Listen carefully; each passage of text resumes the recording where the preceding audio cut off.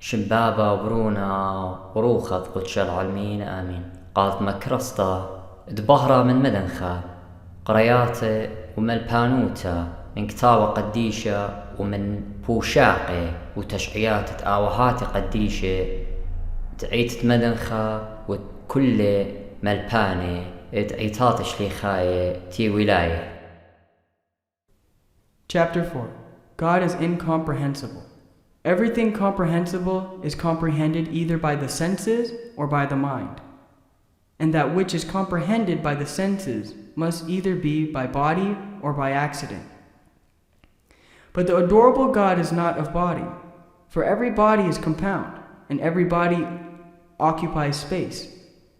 And every body has limits, all of which is exposed and opposed to the self-existence.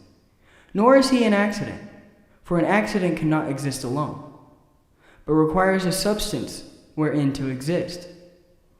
All that is comprehended by the mind must either stretch to the ends of its length and breadth, in order that it may in reality comprehend it.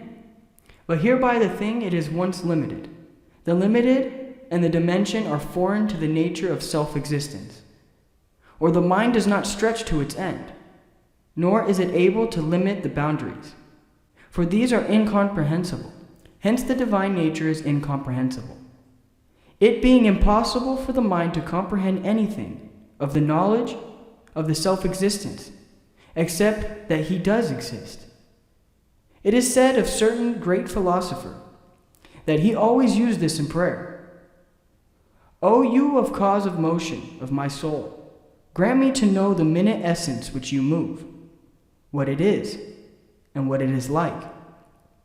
But not even that minute essence with I am endowed, and by which I am capable of knowing, can comprehend what you are and how you are, but only that you do exist.